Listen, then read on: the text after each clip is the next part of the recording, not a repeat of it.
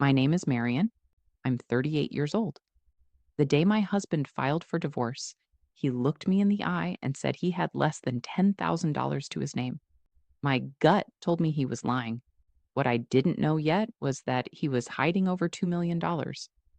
This is the story of how I hired an investigator to find every last cent and in the process discovered who the man I'd been married to for 15 years really was. I honestly thought our divorce would be simple, maybe even friendly. Then my lawyer pushed a single piece of paper across the table. It was my husband's official financial disclosure, a sworn statement of everything he owned.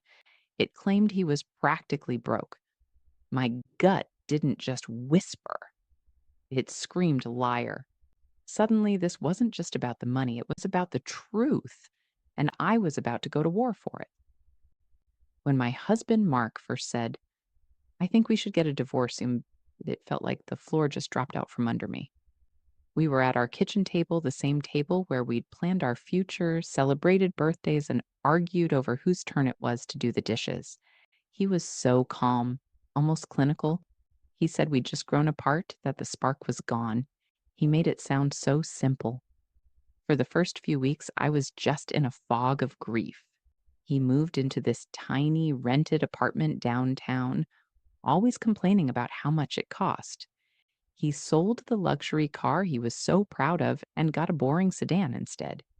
He kept talking about how his construction business, a business I watched him build from nothing, was on the brink of collapse.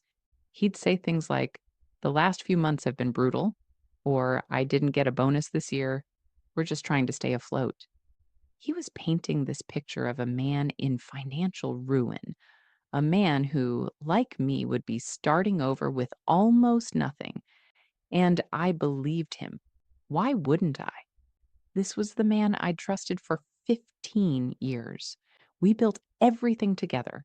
So when we started the legal side of the divorce, I was ready for a simple, sad split of our modest life, the house, our savings, the retirement funds.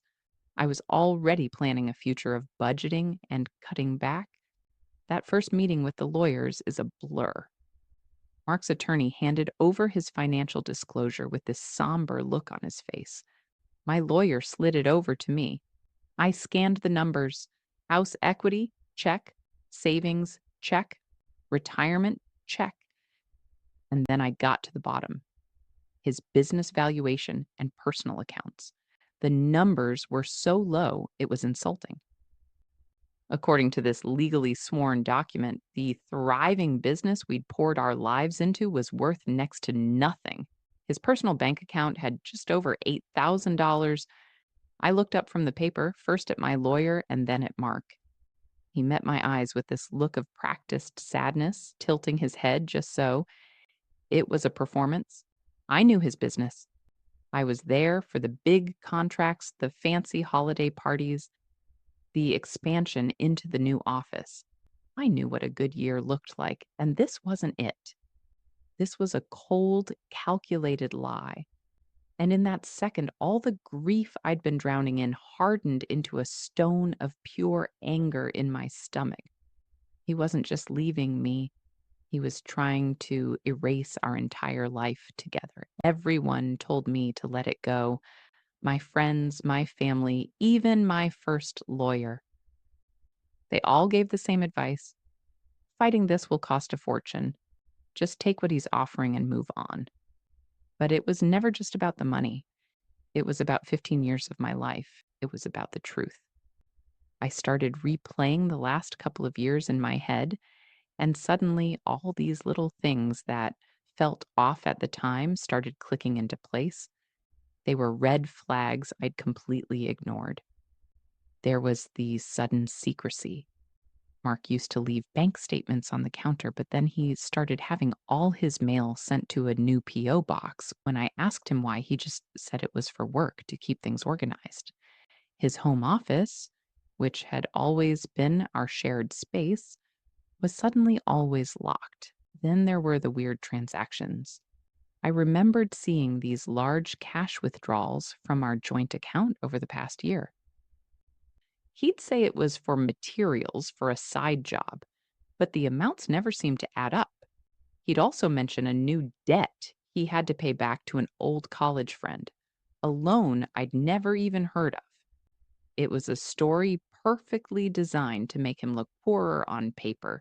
He was gaslighting me about his income long before he asked for the divorce. He'd constantly complain that his bonus was smaller than he expected or that a big client pulled out, but our lifestyle never actually changed. We were still taking vacations, still eating at nice restaurants. The math just wasn't mathing. And when I gently ask about it, he'd make me feel like I was being paranoid. "You worry too much," he'd say. "I've got it under control." The final piece of the puzzle fell into place one afternoon when I was cleaning the last of his stuff out of the garage. Tucked inside an old toolbox, I found a credit card statement for a card I didn't know existed. On it was a monthly charge for a climate controlled storage unit across town. A cold dread just washed over me. Why would a man who was supposedly broke be paying for a high end storage unit? That was it. That was the moment I decided to fight back. I fired my passive lawyer and found one who specialized in messy divorces. I walked into her office with a box of old papers and that one credit card statement. After I laid out the whole story, she looked me right in the eye and said the words that changed everything. "If you think he's hiding money, we need a forensic accountant." The forensic accountant, David, was the calm center in the middle of my emotional hurricane. He was methodical and had this quiet confidence that immediately put me at ease. In our first meeting, I handed him every document I could find: years of old tax returns, bank statements, mortgage applications, everything. He called the process following the money. I called it following the lies. David started with what he called a lifestyle analysis. He told me that people lie on their divorce papers all the time, but they rarely lie on a mortgage application when they want to borrow a lot of money. He dug up the application from when we had refinanced our house 2 years earlier.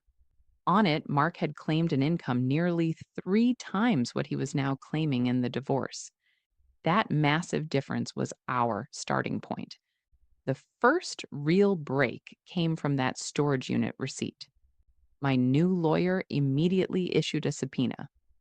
The facility's records showed Mark rented the unit and had been visiting it a lot, usually late at night in the months before the divorce. We got a court order to open it.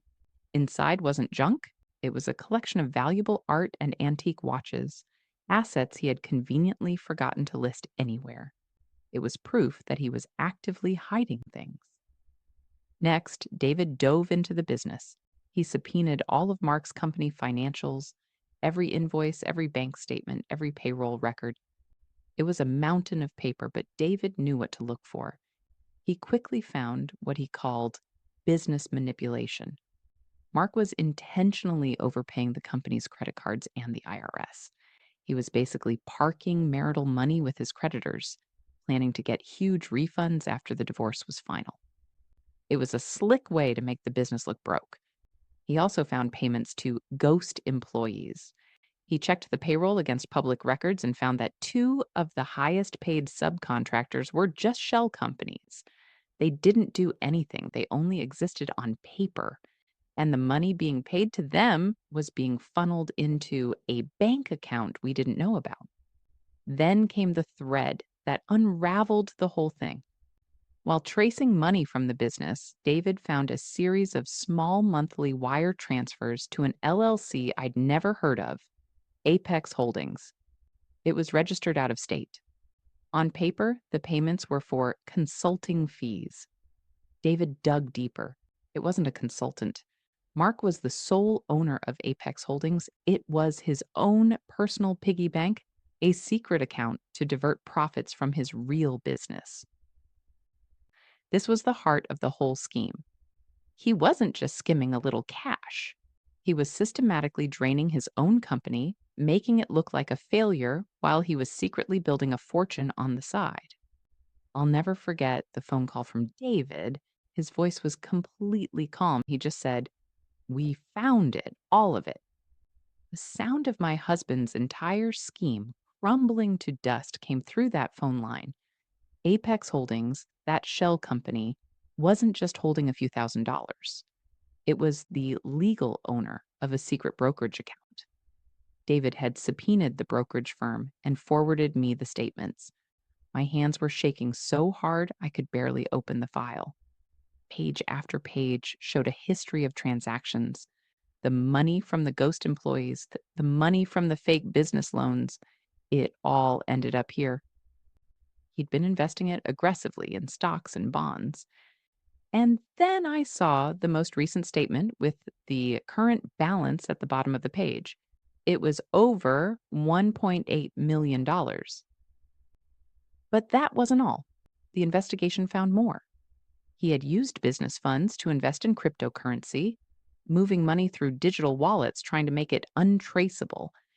But the team was able to trace the initial transfers from the business bank accounts to the crypto exchanges.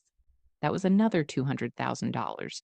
When you added the value of the art and watches from the storage unit, the money he'd overpaid in taxes that was coming back as a refund, and the balance in that secret brokerage account, the total came to just over $2.3 million. $2.3 million, all hidden. All while he looked me in the eye and told me he had less than 10 grand to his name. The scale of the betrayal literally took my breath away. This wasn't a man struggling financially. This was a calculated multi-year fraud against his own wife. We scheduled a final settlement meeting at my lawyer's office. No courtroom, no judge, just the four of us in a conference room. Mark walked in with the same cocky smirk he'd been wearing for months. He sat across from me looking relaxed, like he was just there to sign the papers on his big win. He had no idea what was about to hit him. My lawyer started calmly. "Mark," she said, "we've reviewed your financial disclosure and we just have a few follow-up questions." She started by placing a photo on the table. It was one of the expensive paintings from the storage unit. "Can you tell us about this piece?" Mark's smirk flickered. "It's an old family heirloom. Just sentimental value," he stammered. My lawyer slid a second paper across the table. It was the official appraisal, valuing the painting at $75,000. She kept going piece by piece. Next came the incorporation documents for Apex Holdings, LLC, with his signature right there at the bottom. Then the bank statements for the shell company. Then the brokerage statements showing the $1.8 million balance. With every new document that hit the table, the color drained from Mark's face. His whole body just collapsed. He sank into his chair, staring at the mountain of evidence proving his fraud. The smirk was long gone, replaced by a mask of pale shock. His lawyer, who Mark had clearly kept in the dark, was speechless. He just kept shuffling the papers, looking furious and embarrassed. There was no negotiation. There was just surrender. In the end, the judge reviewed everything the forensic accountant found. Hiding assets in a divorce is fraud, and lying on a sworn financial document is perjury. The judge didn't mess around. In her ruling, she wrote that Mark had engaged in a calculated and egregious pattern of deception to defraud me of my rightful share. Because of the fraud, the split wasn't 50-50. The court awarded me 100% of the secret brokerage account and 100% of the value of all the other hidden assets. On top of that, Mark was ordered to pay back every single dollar I had spent on my lawyers and on David, the forensic accountant. The man who tried to leave me with nothing ended up losing almost everything he had tried to steal. That final divorce decree felt less like an ending and more like a fresh start. The money wasn't some lottery win. It was a safety net. It was freedom. It gave me the ability to start my life over on my own terms without being afraid. But more than anything, it was validation. I wasn't crazy. My gut had been right all along. I trusted my instincts and I won my life back. If you are watching this and that little voice in your head is telling you something is wrong with your partner's financial story, please, please listen to it. Financial abuse is real and it's devastating. But what I learned is that you are not powerless. Start by quietly and safely gathering whatever financial documents you can get your hands on: old tax returns, bank statements, loan applications, credit card bills. Look for the red flags: sudden secrecy about money, large cash withdrawals, claims of new debts you've never heard about, or a lifestyle that doesn't match the income they claim to have. And most importantly, talk to a divorce lawyer who actually takes your suspicions seriously. An experienced attorney and a good forensic accountant aren't just an expense. They are an investment in the truth and in your future. My husband tried to hide his millions so he could leave me with nothing. He thought that by controlling the money, he could control my future. But in the end, all he really did was show me my own strength. He showed me what I was truly worth. If this story resonated with you, please give this video a like. It helps more than you know. And if you have a story about trusting your gut or fighting for the truth, I would be honored to read it in the comments below. Remember, you are not alone.